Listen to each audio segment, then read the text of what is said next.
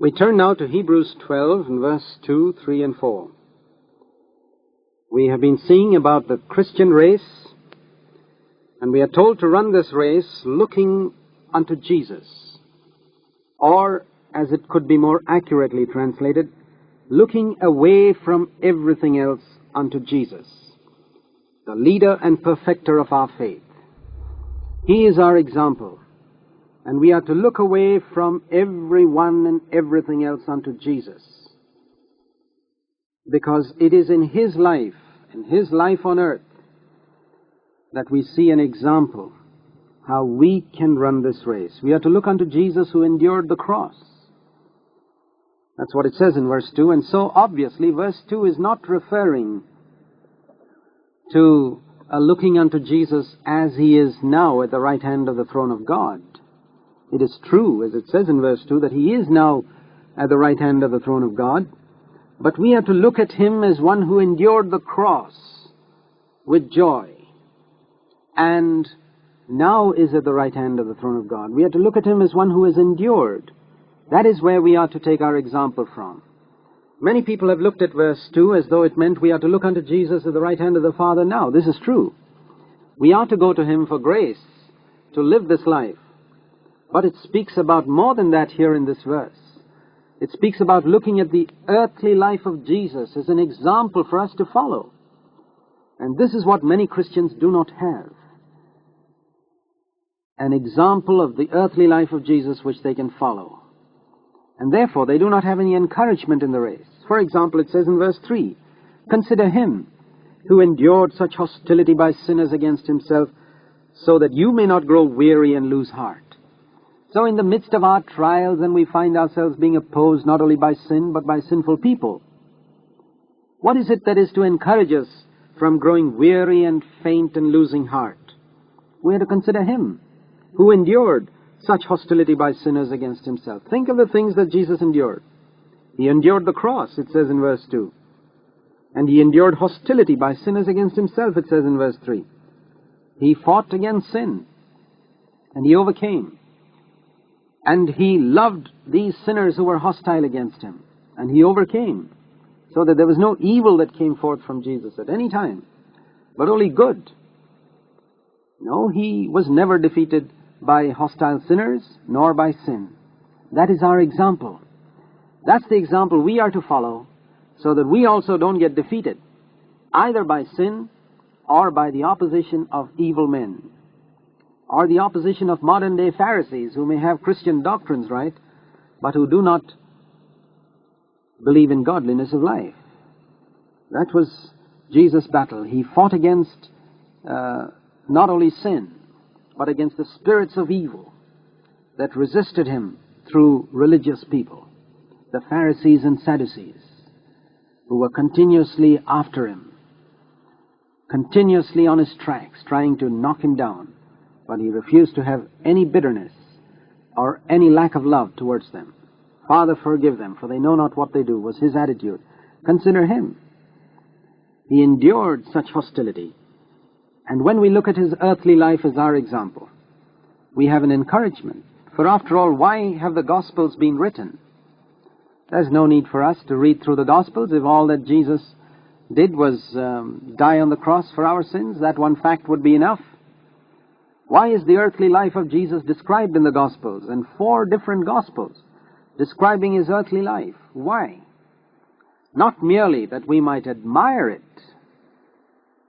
That would be no help, but that we might follow that example. For Jesus said, "If any man will come after me, let him deny himself and follow me." Christ has left us an example, Peter says in 1 Peter 2, 21 and 22. Christ has suffered, leaving us an example that we should follow in His steps, who committed no sin. This is the race that we also run. This is what Paul speaks of, this is what Peter speaks of, this is what John speaks of. They all speak about our walking as Jesus walked, our following His example. Paul says, "Follow me as I follow Christ." He was in the race Himself. And we are to run this same race, looking away from everything else. Men would discourage us and tell us that we cannot live a victorious life on earth. We are to look away from such men. We are not to hear such men. We are to look at Jesus our example, who ran the race faithfully, enduring the cross, despising the shame. There is a shame in this race. There is the shame of men who do not appreciate godliness of life. They will think you're old-fashioned. They'll think you're a prude. They will think that you're otherworldly, and all types of things they will say to drag you down to their worldly level. There are multitudes of so-called believers around us who want to drag us down to their worldly level and will call us all types of names to drag us down, but we refuse to be dragged down. We want to be simple and follow in the footsteps of Jesus, free from sin, free from worldliness, and there's a shame attached to it. Jesus had a shame attached to him because people spoke against him, the religious leaders spoke against him, but he despised the shame and endured, and so are we also to endure. Jesus is our leader. We follow in his footsteps. We are to look at Jesus, who was tested in all points like as we are when we are tempted, and endure and overcome like he overcame. Then we shall not grow weary. Then we shall not lose heart. And then he goes on to say in verse 4, think of your own example. He's still speaking about the example of Jesus and how far have we got when we compare ourselves with him. It says, consider him, verse 3. And what about you? Verse 4, you have not yet resisted. That is, like Jesus did, to the point of shedding blood in your striving against sin. What is sin? Sin is to do our own will. Sin is not just going to the cinemas and gambling and drinking. The root of all sin is to do our own will, what we want, instead of the will of God. Jesus never committed sin. That means he never did his own will. It doesn't mean he was not tempted. He was tempted, even in the Garden of Gethsemane. He says, Father, let this cup pass from me. And if Jesus had refused to drink that cup, he would have sinned. He would have done his own will. And Jesus was conscious in the human flesh that he had taken on of this desire which he expressed, let this cup pass from me. But he refused to do it. Not my will, Jesus said, but thine be done. And so he drank the cup. But what was Jesus' own human will? His own human will is very clearly what he expressed. Let this cup pass from me. But he refused to do his own will. He said, not my will, and he suffered and drank that cup down to the dregs.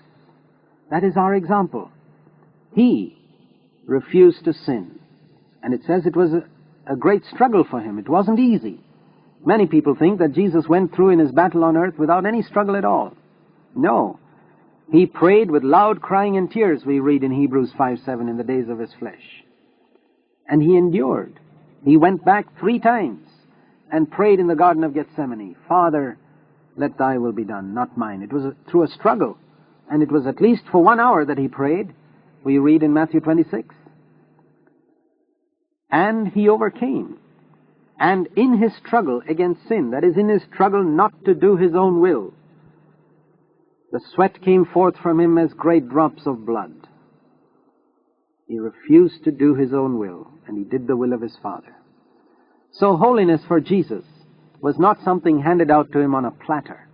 No, it was not like an honorary doctorate that a man has to do nothing to get. No, it was an earned doctorate. It was a victory that was won. We degrade Jesus when we say that he had a holiness handed out to him on a platter. We exalt him when he say that as a man he fought and he overcame. This is the Jesus the Bible speaks of, one who fought and overcame and who says to us, now you also overcome as I overcame. This is our example. This is our encouragement in this battle, that there's one who has gone ahead of us in this battle. And we look to him, we look at ourselves. We haven't resisted like he did to the point of shedding blood in our striving against sin. No, he did. Now we are to follow in his example and never sin, but be willing to be obedient even unto death. It is with such an attitude alone that we can run this race behind him. If we have a loose attitude towards sin, we can never run the race behind Jesus.